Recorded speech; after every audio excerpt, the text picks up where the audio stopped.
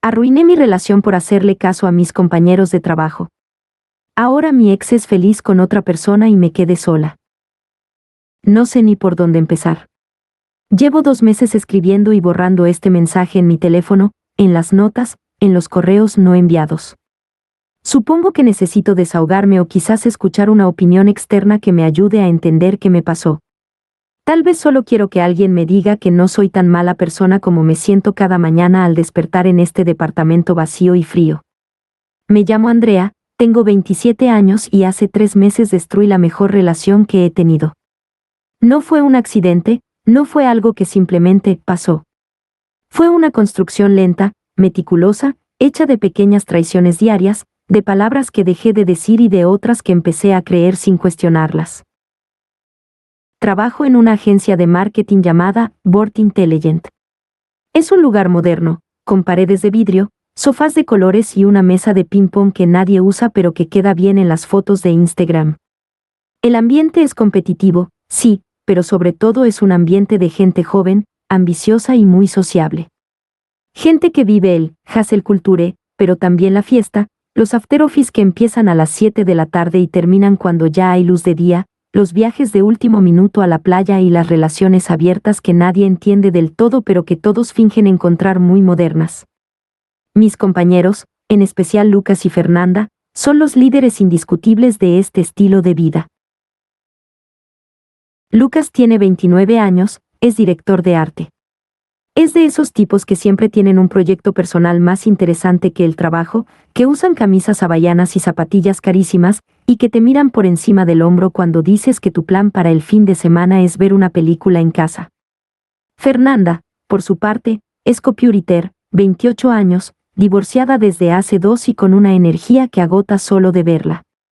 Siempre está en medio de algún drama, un ligue que no le habla, una amiga que la traicionó, una oportunidad laboral que se le escapó. Pero también es magnética, divertida, de esas personas que entran a una habitación y todos quieren estar cerca. Yo siempre fui más reservada. Antes de entrar a Board, mi vida social era sencilla, mis amigos de la universidad, mi novio Pablo, mi hermana y sus hijos. Pero cuando entré a esa agencia hace 2 años, sentí una presión enorme por encajar. Necesitaba demostrar que no era la aburrida del grupo, la que se iba temprano porque le esperaban en casa, la que no tenía historias escandalosas que contar los lunes por la mañana. Necesitaba ser como ellos, libre, desinhibida, sin ataduras. Mi novio, Pablo, es todo lo contrario a ese mundo. Tiene 29 años, es programador, trabaja remoto para una empresa extranjera. Es tranquilo, hogareño, de esos que prefieren una noche de película con manta y pizza antes que un bar ruidoso. Pero también es el hombre más atento y generoso que he conocido. Llevábamos 4 años juntos. Nos conocimos en la universidad, en una clase de filosofía que los dos llevábamos como electivo. Él era el que siempre tenía los apuntes más ordenados, el que explicaba las cosas con una paciencia infinita cuando alguien no entendía. Desde el principio hubo una conexión especial. Con él aprendí lo que era sentirme segura, amada y valorada por quien soy, no por lo que aparento. Vivíamos juntos en un departamento pequeño pero acogedor en el barrio de Providencia. Lo conseguimos después de mucho esfuerzo, de meses ahorrando cada peso y de peleas con inmobiliarias que no querían alquilar a una pareja joven sin años de historial laboral. Pero lo logramos.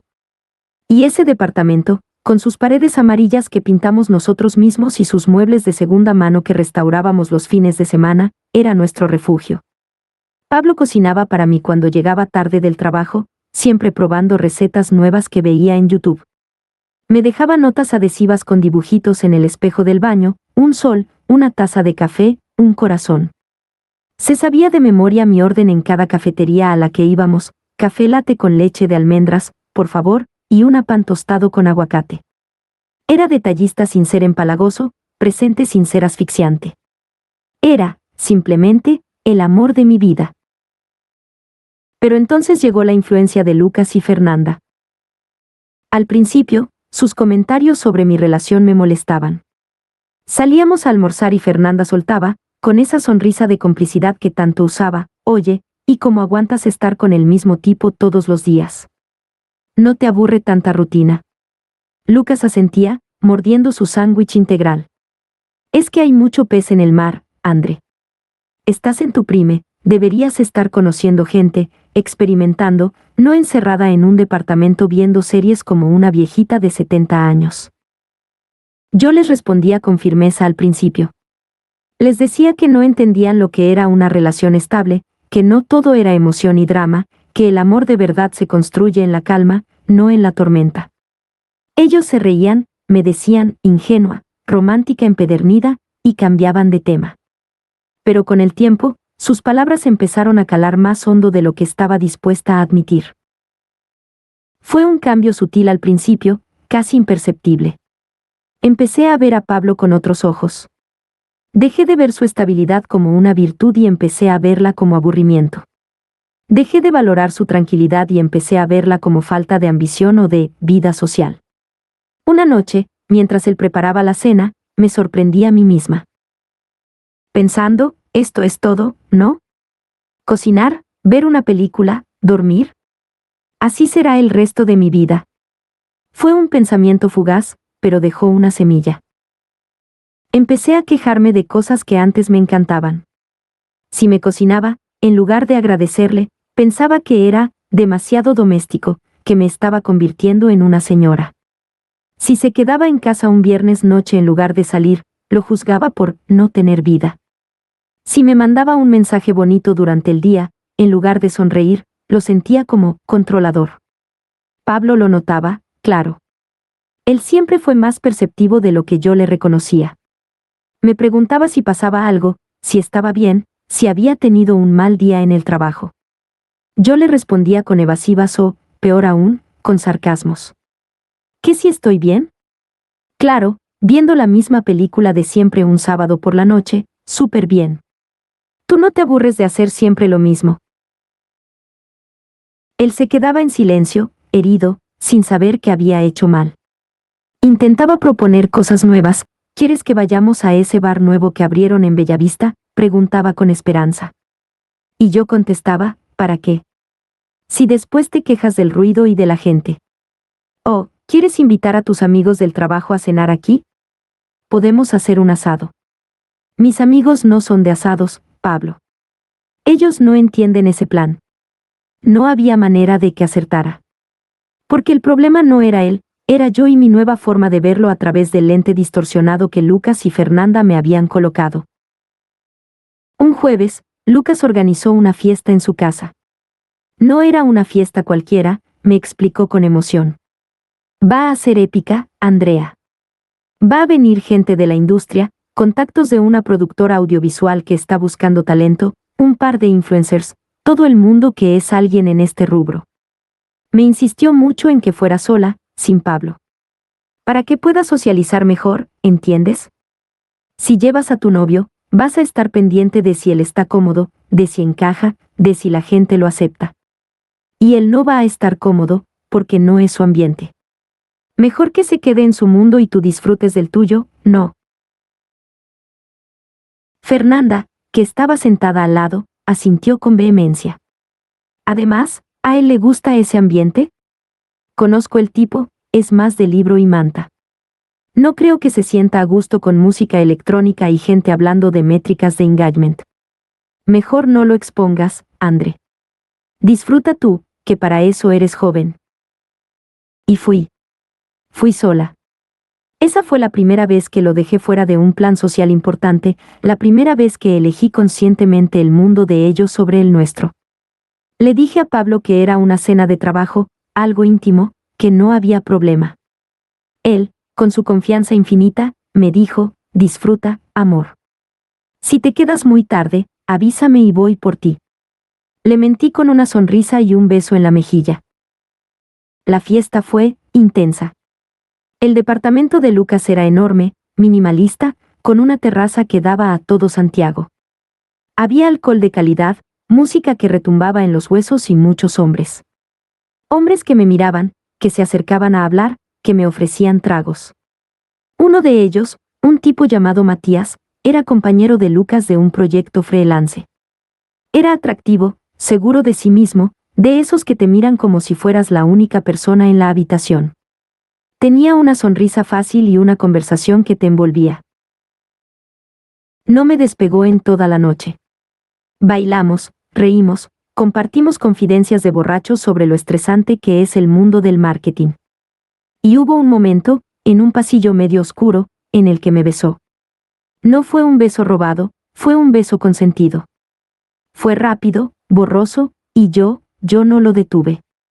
No sé si fue el alcohol, la presión del ambiente, la necesidad de sentirme deseada por alguien que no conocía mi vida, aburrida, o mi propia estupidez. Pero no lo detuve. Al día siguiente, desperté con una culpa inmensa, un nudo en el estómago que no me dejaba respirar. Pablo me había esperado despierto. Estaba en el sillón, con la televisión apagada y una taza de té ya fría. No me reclamó, no se enfadó. Solo me dijo, con una voz cansada, ¿estás bien? Me preocupé, no me contestabas los mensajes y eran las 4 de la mañana. Llamé un par de veces, pero nada. Le mentí. Le dije que el teléfono se me había quedado sin batería, que había mucho ruido, que no había escuchado. Y él me creyó. Porque Pablo confiaba en mí, porque él nunca me habría hecho algo así. Esa confianza ciega, ese amor incondicional, fue lo que más dolió después, cuando ya era demasiado tarde. Actualización 1. En las siguientes semanas, la culpa no desapareció. Al contrario, creció como una enredadera, envolviéndolo todo. Me volví más irritable, más distante, más cruel sin quererlo. Proyectaba en Pablo mi propia frustración, mi propio asco por lo que había hecho. Empezamos a pelear por cosas sin importancia, quién dejó la tapa del toothpaste abierta, por qué no compró el pan que me gusta, si habíamos quedado en ver esa película el viernes o el sábado. Discusiones absurdas que en realidad eran sobre todo lo que no le estaba diciendo. Él intentaba acercarse, poner paz, entender qué me pasaba. Una noche, después de otra pelea estúpida porque yo llegué tarde y no le había avisado, él me miró con una tristeza infinita en sus ojos color miel y me dijo, Andrea, ¿tú todavía me quieres? Porque siento que ya no estás aquí, aunque estés físicamente. Siento que hay algo que no me estás diciendo, algo que te está consumiendo por dentro. Por favor, háblame. Sea lo que sea, lo podemos resolver juntos. Esa pregunta, esa súplica, me desarmó por completo. Porque en el fondo sabía la respuesta. Lo quería, sí, pero ya no lo estaba eligiendo. Lo estaba cambiando por migajas de validación externa, por miradas en fiestas, por la aprobación de gente que no se preocuparía por mí si me pasara algo grave. Esa misma noche, entre lágrimas que me quemaban la cara, le confesé lo del beso. Se lo conté todo. La fiesta, Matías, mi culpa, lo de Lucas y Fernanda, cómo me habían influido, cómo había empezado a verlo con otros ojos. Se lo conté todo, sin filtros, esperando su furia, esperando que se desahogara para que yo pudiera sentir que, al menos, estaba pagando por lo que había hecho. Pero no. No hubo gritos. No hubo reclamos. Solo se quedó en silencio, absolutamente inmóvil, con los ojos fijos en la pared blanca del living. Pasaron minutos. El reloj de la cocina hacía tic-tac. Yo temblaba, esperando. Después de un largo rato que se sintió eterno, habló. Su voz era tranquila, pero hueca, como si viniera de muy lejos. ¿Sabes lo que más me duele de todo esto, Andrea?, dijo sin mirarme. No es el beso. No es que te hayas besado con otro. Eso duele, claro, pero se puede superar, se puede hablar, se puede entender si hay arrepentimiento. Lo que más me duele, lo que no voy a poder olvidar nunca, es que hayas preferido escucharlos a ellos. A Lucas y Fernanda, que apenas te conocen, que no te quieren de verdad, que solo te usan para llenar sus propios vacíos. Preferiste sus opiniones vacías antes que a mí, que llevo 4 años construyendo una vida contigo, que te he visto llorar, reír, fracasar y triunfar. Es que hayas dudado de nosotros, de lo que tenemos, por unas palabras superficiales de gente que no sabe lo que es el respeto ni el amor de verdad. Intenté abrazarlo, buscar sus manos, suplicarle que entendiera que había sido un error, que lo amaba, que nunca volvería a pasar. Pero me apartó con una suavidad que dolió más que un empujón. Se levantó del sillón con movimientos lentos, como si le pesara el cuerpo, fue al armario del pasillo y empezó a sacar una bolsa de viaje, esa bolsa negra que usaba cuando viajábamos juntos a la playa. Necesito tiempo, Andrea. Mucho tiempo. No puedo estar aquí ahora, no puedo mirarte y fingir que no ha pasado nada. Voy a quedarme unos días en lo de mi hermano. Para pensar, para intentar entender. No me llames. Cuando esté listo para hablar, lo haré. Y se fue. Cerró la puerta con un golpe seco que retumbó en todo el departamento. Y yo me quedé sola, absolutamente sola, en ese espacio que habíamos construido juntos, escuchando el eco de sus palabras y sintiendo que el mundo, mi mundo, se venía abajo sin remedio. Actualización 2. Ha pasado una semana. Una semana eterna de 7 días que parecieron 7 años. Llamadas sin respuesta, mensajes de texto leídos y silenciados, audios de WhatsApp que nunca se escucharon. No sabía nada de él.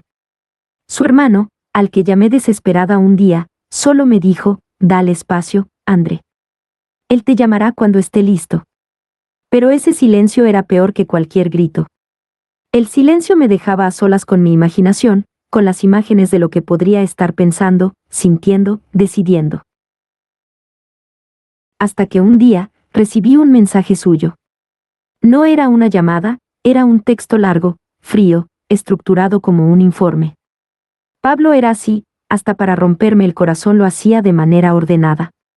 Decía que lo había pensado mucho, que había dado 1000 vueltas a todo, que había hablado con su hermano y con un amigo psicólogo. Que me agradecía por haber sido honesta al final, por haberle contado la verdad aunque doliera. Pero que la confianza, la base de todo, estaba rota. No solo por la infidelidad, sino por todo el proceso anterior. Porque había dejado de ser su compañera para convertirme en alguien que lo juzgaba, que se avergonzaba de él delante de otros, que prefería la opinión de desconocidos antes que su amor. Terminaba diciendo, no merezco estar con alguien que no está segura de querer estar conmigo. Y tú, Andrea, necesitas descubrir quién eres realmente, sin la influencia de nadie, sin tus amistades tóxicas, sin un novio que te aburre. Te deseo lo mejor de verdad, de todo. Corazón. Adiós. Y así, sin más, se acabó. 4 años. Nuestros planes de boda, que habíamos comentado en secreto, de viajes a Japón que soñábamos, de hijos, de perros, de una casa con jardín. Todo tirado a la basura por un beso en un pasillo y por las opiniones de 2 personas que hoy, al final, también me dieron la espalda. Porque cuando me derrumbé, cuando ya no pude más y necesité apoyo, Lucas y Fernanda no estaban para mí. Fui a la oficina, los busqué en la hora del almuerzo. Les conté, con la voz quebrada, lo que había pasado. Les dije que había perdido a Pablo, que me sentía vacía, que necesitaba ayuda. Esperaba algo de compasión, un abrazo, un aquí estamos para ti. Lucas se encogió de hombros mientras miraba su teléfono. Bueno, son cosas que pasan. Eran cosas que podían pasar, para eso están las fiestas y los after office. No te culpes tanto. Su indiferencia fue un puñal. Fernanda fue más directa, más cruel.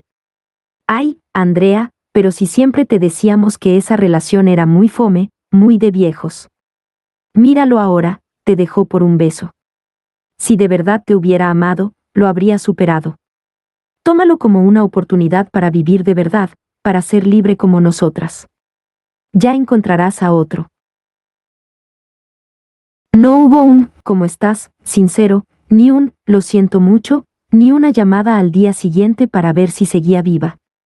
Solo indiferencia y, en el caso de Fernanda, una frialdad que rayaba en el desprecio. Me di cuenta, en ese momento, con una claridad absoluta que dolía más que la pérdida de Pablo, que nunca fueron mis amigos. Nunca. Solo eran espectadores de mi vida, entretenidos mientras yo les daba material para sus chismes y sus risas, pero dispuestos a desaparecer como cucarachas cuando la luz se enciende, en cuanto yo fuera un problema, una carga, alguien que necesitaba apoyo de verdad. Las cosas en la oficina se volvieron un infierno. Lucas y Fernanda formaron su propio grupito, su propia élite, y yo quedé excluida. Supongo que ya no era divertida, ya no jugaba su juego, ya no era útil para sus dinámicas. O quizás, y esta idea me tortura por las noches, siempre fui solo un pasatiempo para ellos, una mascota que entretenía, y ahora que la mascota estaba triste y rota, la dejaron de lado. Empezaron a hacer reuniones sin invitarme, a ir a almorzar a lugares a los que yo no era bienvenida, a tener conversaciones en voz baja que se callaban cuando me acercaba. Mi jefe, notando mi bajo rendimiento y mi desmotivación, me llamó a hablar. Me dijo, con esa falsa empatía corporativa, que estaba preocupado, que mi trabajo había decaído, que necesitaba enfocarme. No pude contarle la verdad, no pude decirle que estaba durmiendo 3 horas por noche, que lloraba en el baño, que mis compañeros me habían hecho el vacío. Solo asentí, prometí mejorar, y salí de esa reunión sintiéndome más hundida que nunca. Me volví invisible en mi propio trabajo. Los proyectos interesantes iban a parar a otros. Mis ideas eran ignoradas en las reuniones. El ambiente se volvió frío, hostil. Y yo, que antes llegaba con entusiasmo a la agencia, ahora tenía que obligarme a levantarme de la cama cada mañana, sabiendo que me esperaban 8 horas de soledad en medio de una multitud. Actualización final. Han pasado 2 meses desde aquel mensaje de despedida. 2 meses de terapia, de intentar entender qué me pasó, de leer libros sobre autoestima y relaciones tóxicas. 2 meses de noches en vela, de llorar en la ducha para que nadie escuchara, de mirar su perfil de Instagram, aunque lo tenía bloqueado, creaba cuentas falsas para espiar. 2 meses de avanzar un paso y retroceder 3. Esta semana recibí el golpe final, el que me dejó sin aire, sin poder siquiera llorar. Una amiga en común, de esas que todavía mantiene contacto con él, me mandó una captura de pantalla por WhatsApp. No dijo nada, solo la imagen. Era la historia de Instagram de Pablo. Aparecía él, sonriente, en un restaurante con luz tenue, velas, un ambiente claramente romántico. Y al lado, una chica. Se llamaba Carolina, según la etiqueta que él le había puesto. Era bonita, de sonrisa fácil, pelo castaño recogido en un moño desordenado. Comían pasta, había una copa de vino tinto en la mesa, y él tenía esa sonrisa genuina, amplia, sincera, que yo conocía tan bien. La sonrisa de cuando es feliz de verdad, de cuando está en paz, de cuando está exactamente donde quiere estar. Me quedé mirando la foto un buen rato. Amplié la imagen, intentando encontrar algún detalle que delatara falsedad, que me dijera que era una pose, que en realidad estaba fingiendo. Pero no. Sus ojos brillaban con esa luz que yo había apagado. Intenté sentir rabia, odio hacia ella, rencor hacia él. Pero no pude. Solo sentí un vacío inmenso, un agujero negro en el pecho que me succionaba todo, hasta las lágrimas. Porque supe, en ese instante, con una certeza aterradora, que lo había perdido para siempre. No es que estuviera con otra persona, eso ya lo había imaginado posible. Es que había seguido adelante. Me había superado. Mientras yo seguía aquí, atrapada en mi culpa, en mi arrepentimiento, en mi bucle de autodestrucción, él estaba vivo, feliz, construyendo algo nuevo con alguien que probablemente sí lo valora, que sí lo elige cada día, que no lo cambia por unas migajas de validación barata. No puedo culparlo.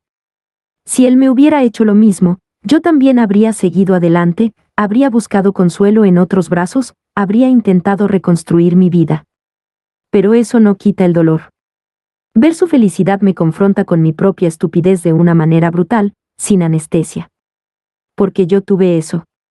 Tuve a un hombre maravilloso que me amaba con locura, que me aceptaba con mis defectos y mis virtudes, y lo cambié por unas noches de aprobación superficial, por miradas en F y estas, por gente que ni siquiera se acuerda de mi nombre ahora.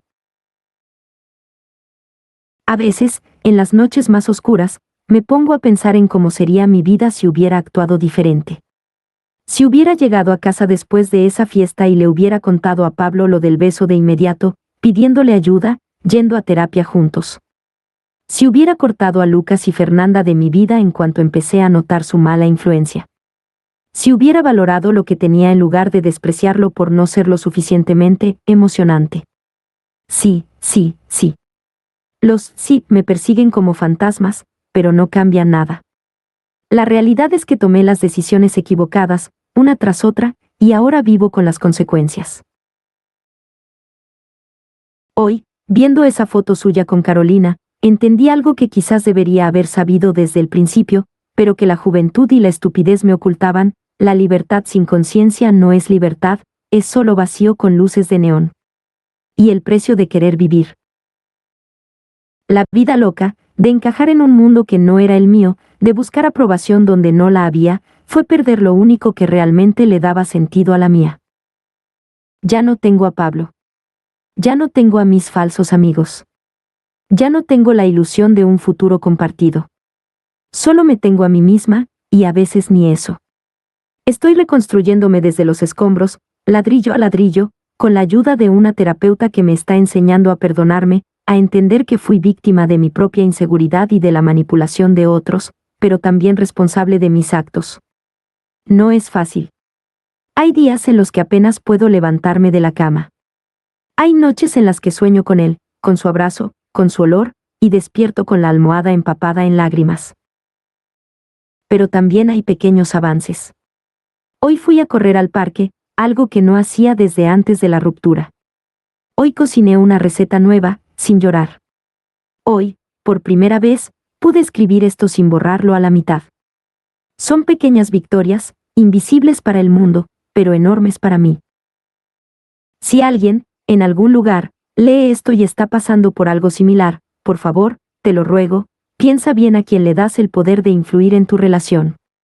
No dejes que personas que no te aman, que no te conocen de verdad, que no han invertido nada en tu felicidad, decidan por ti el valor de lo que tienes. Tus amigos de verdad no son los que te animan a saltar al vacío sin red, son los que te preguntan si llevas el paracaídas puesto. Y sobre todo, no confundas la emoción pasajera, la adrenalina de lo nuevo, con el amor de verdad. El amor de verdad no es una jaula, no es una prisión. El amor de verdad es un hogar. Es el lugar al que quieres volver después de la tormenta, donde sabes que te van a recibir con los brazos abiertos y una taza de té caliente. Y yo, por querer escapar de una jaula que solo existía en mi cabeza, por querer demostrar que no era aburrida, terminé incendiando mi hogar. Ahora, cuando llego a mi departamento vacío, a veces me siento en el suelo de la cocina, justo donde él solía preparar el desayuno los domingos, y recuerdo. Recuerdo sus notas adhesivas, su café, su risa, su manera de decir mi nombre. Y lloro. Lloro por lo que perdí, por lo que destruí, por la persona en la que me convertí. Pero también me levanto. Me limpio las lágrimas y sigo. Porque no me queda otra. Porque la vida sigue, aunque duela. Porque quizás, algún día, pueda perdonarme a mí misma. Y porque, aunque tarde, aprendí la lección más dura de todas: las personas que realmente importan no son las que te animan a saltar al vacío, sino las que están dispuestas a sostenerte para que no caigas. Pablo era de esas. Y yo lo dejé ir. Hoy, solo me queda intentar ser, para mí misma, esa persona que no supe ser para él. ¿Qué les pareció esta historia? Recuerden nunca confiar en una Fernanda y suscríbanse al canal.